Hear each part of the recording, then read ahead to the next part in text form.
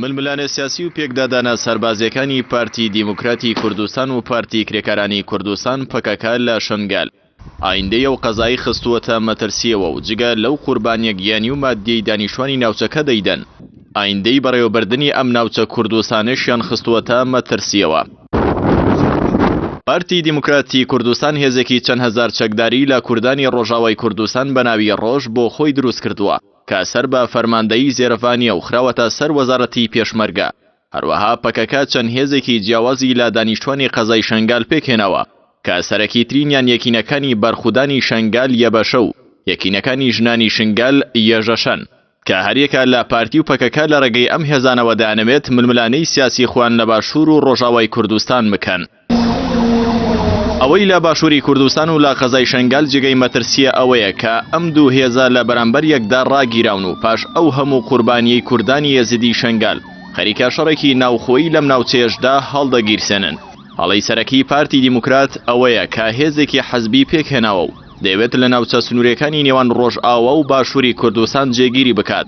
حەزبی بوونیشی وای کردووە لە سەراستی حەزبەکانی دیکەی هەرێمی کوردستان پشتگیریەکی ئەوتۆ بۆ ئەم هێزە دروست نەبێت.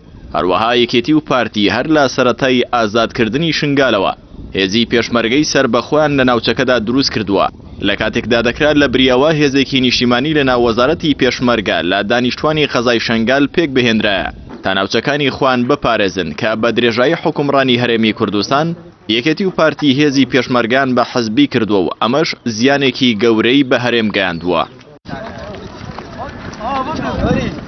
لەلاکی ترەوە پەکەکە بە دروستکردنی یەکینەکانی بەرخودانی شنگال و یەکینەکانی ژنانی شنگال کە سەر بە حکوومەتی عێراقن جارێکی دیکە شەرعیەت دەداتە بە بەغداد کە دەست بەسەر ئەم ناوچە کوردستانیەدا بگرێت. لە سەرەتای پێکدادانەکانی نێوان هێزی ڕۆژ و یەبەشە و یەژەشەوە تا ئێستا بەغداد هیچ لێدوانێکی سەبارەت بەم پرسە نەداوە و پشتگیری هەرێمیش بۆ ڕۆیشتنی پەکەکە لەم ناوچەیە ناکات. هەرچی ئەمریکاشە چەند جارێک جەختی لەوە کردووەتەوە کە دەبێت پەکەکە شنگال چۆڵ بکات بەڵام هیچ قسەیەکی سەبارەت بەم هێزانە نەکردووە کە پەکەکە پێکی هێناون و بەغداد موچیان پێدەدات.